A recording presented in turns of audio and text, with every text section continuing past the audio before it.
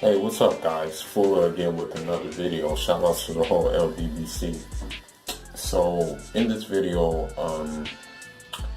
I want to kind of rap about the happenings of Tekashi 6ix9ine.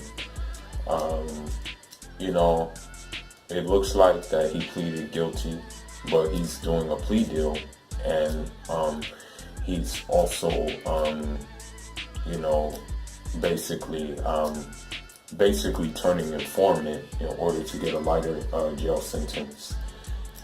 You know, at the end of the day,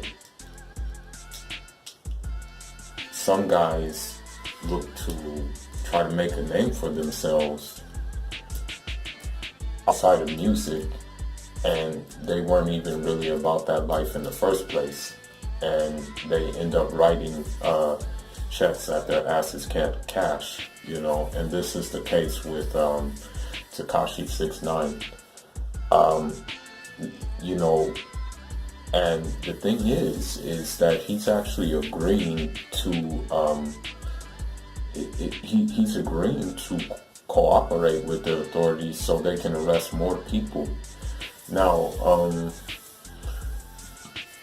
the thing is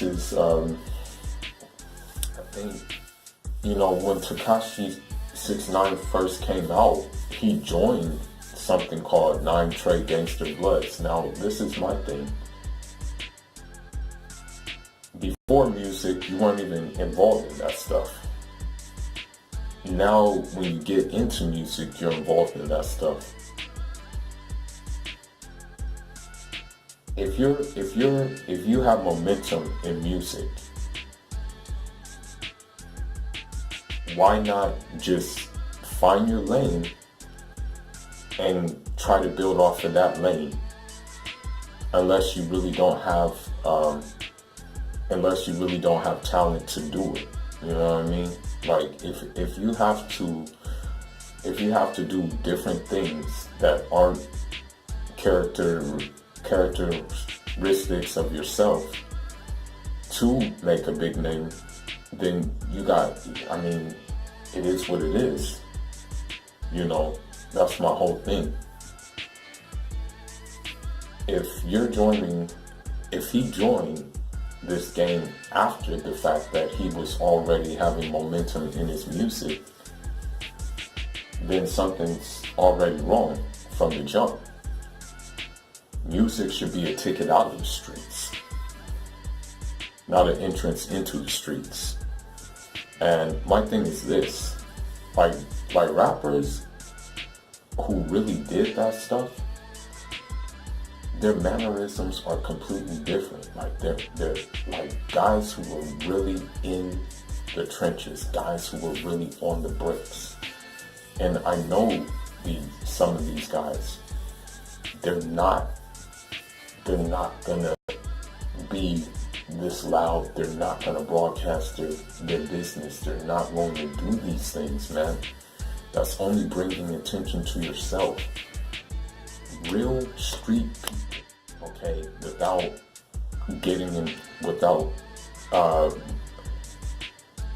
keeping this, without making this rated R, I should say. Real street guys look at the streets as a means to an end. They look at it as a way to basically get out. No real street dude, I repeat, no real street dude is going to want to be so entrenched into the streets that that's where they stay, because they know where they're going to end up. They're going to end up like Tekashi 6ix9ine, getting football numbers, and having to snitch, or they're going to end up dead. I'm going to give you an example.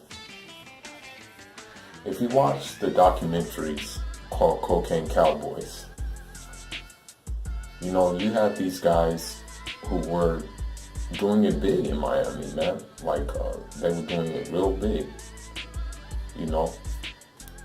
A lot of the time, though, They were doing it big, but they were investing their money into legit businesses so they can stop doing it big on the illegal scale. They didn't want to just stay in it. If you're a true street guy, you're going to try to go legit. Now, this is another thing. He pleaded to 9 counts of different things like racketeering, all types of stuff. Now, another thing he admitted to is that he was trying to take out Chief Keef. You know, he admitted to hiring a hitman to take out Chief Keef.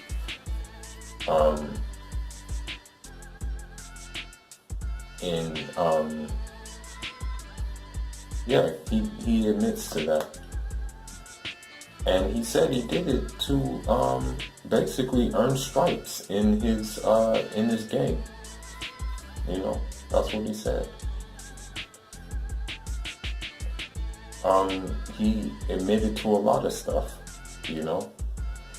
And the crazy thing is about all of these things he's admitting to, this is starting when he's actually in music. This is not before music. This is after he gets into music. So my thing is this.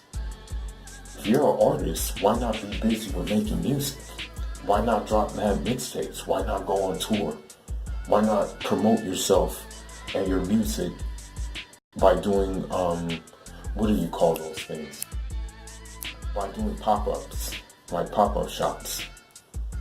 Why not do that instead of doing something that you're not cut out to do? You know, looking at this Fruity guy, I can't even picture him moving work.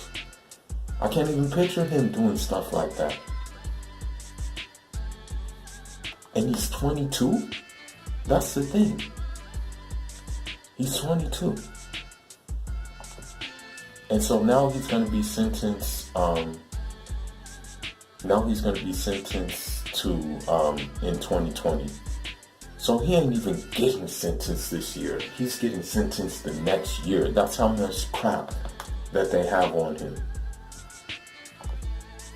I mean, I don't feel bad for him. You know, at the end of the day, I don't like seeing people locked up. That's something that I'm gonna be real. I don't like seeing people go to jail. I don't like seeing, especially minorities, go to jail because we're already, let's just face it, a minority. But I'm very upset at this dude because he did it after the fact that he was in music. I'm also upset at the dude that, you know, there were old heads trying to look out for this guy. There were old heads telling him, yo, slow down. You know, Fat Joe told him, yo, you need to slow down, man. You're bringing attention to yourself. These hip-hop police are real. You know, you gotta slow down. I don't want to see you end up in that wrong place. Fat Joe was trying to look out for him.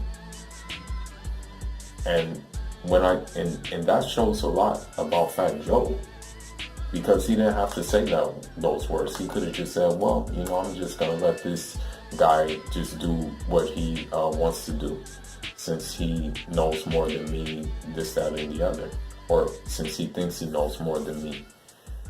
And you know, it's not good, man. You know, even if I'm young, you know, I'm pretty young. And this is just for another show altogether, pretty much, you know. I gravitate towards older music, but there's other music I do like. There's some new stuff I do not like. I still pay attention to these newer artists as well, you know, I do. But the older cats in the game, you know, who really were street guys,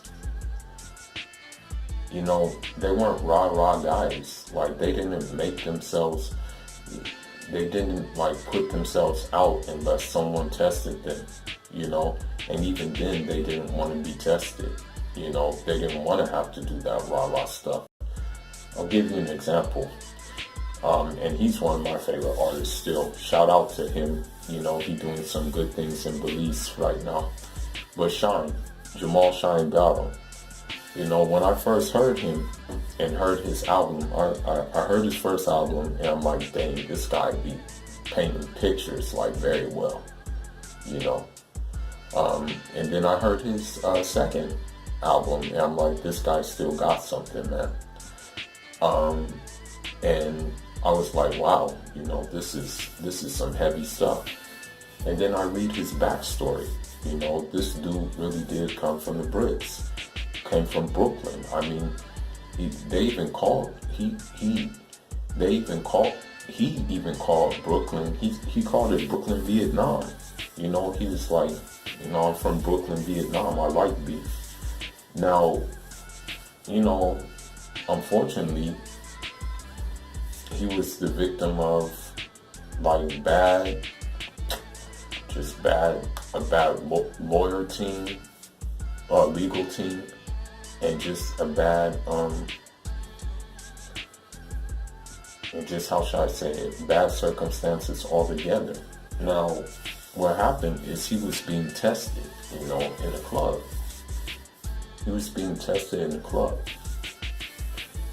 And, you know, the guys who he was being tested from were real street dudes. And he was in the club with Puff, you know, P. Diddy at the time. These street dudes, you know, I don't know what happened, but an altercation came. And Shine, he pulled out that thing and he was just trying to protect himself, you know. And shots were fired.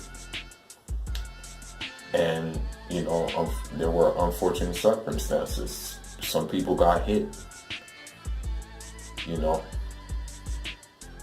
But then what happened is that other people who were involved in the shooting, aka Mr. Diddy, sent Shine up the creek, you know? And all P. Diddy was facing was probation. And he still sent him up the creek. They had a witness, P. Diddy had a witness on the stand knowingly lying about the circumstances in order for P. Diddy's butt to be saved. Knowingly lying on Shine. But guess what? Shine ends up getting 10 years and gets deported. And so we never really saw the best of him when it comes to music. But the point I'm trying to drive home is real street dudes don't want that rah-rah stuff unless they really have to. They're not going to go towards it. Shine, when he was small, his shoulder blade is gone because he got shot. He got it blown off with a Tech 9. So he had post-traumatic stress syndrome, you know, from that incident. You know, he was really out there, dude. And he ain't the only one. You have other guys who were really out there. You had guys who were really out there who didn't really want to lead that life. But that's why I don't feel bad for Tekashi, because we don't have records of him being out there before he got his music thing on. He got signed and then went into it. So that's what I'm saying. That's why I don't have no sympathy for him. And now he's turning into a snitch. Because he said he's going to cooperate to save his butt and get a lower sentence. Like, he's breaking all kinds of street codes. And what I'm saying, and I'm going to end on this note, because I guess right now I'm rambling. But what I'm saying is this. Play your position, okay? If you're not about that street stuff, if you're not about that rah-rah stuff, if you're not about that life, just play position, stick to making music, stick to doing it as entertainment, and leave it at that, okay? Don't get yourself involved in things that you really can't handle, and don't get yourself involved in things that are going to send your ass away until you're 69 years old, you know? And I'm going to add one more thing. The fact that he was on probation already for messing with a minor should have been something that told him, yo, slow down. I need to slow down. I need to collect myself. Let me just put on the brakes real quick and reevaluate some things I'm doing. But no, he goes furthermore deeper into ignorance, you know? And so that's why I really don't feel bad for him, you know? And there's one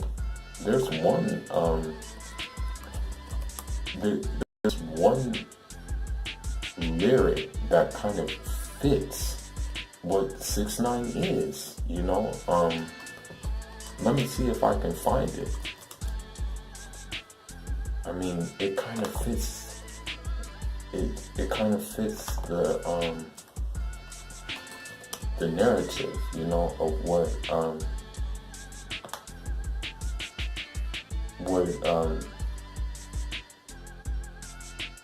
he is.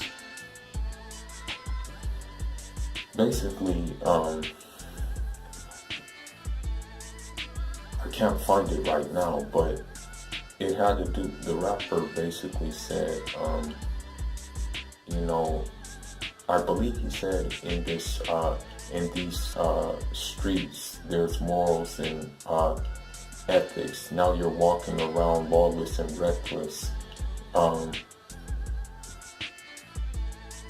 I think he said drink some something juice and some what punch, but wouldn't do a thing, you effing chickmunk.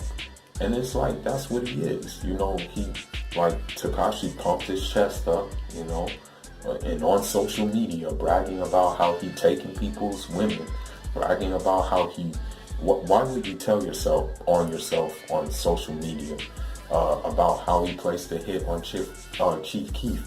A real guy wouldn't do that. He would move in silence, you know. But I mean, that's all I got for now, man. Cause I just made this video because I'm an ardent hip hop head and an ardent like rap music head, and it just bugs me when guys, instead of being entertainers, they want to step over the line, and then now they gotta work for the man because of it, you know.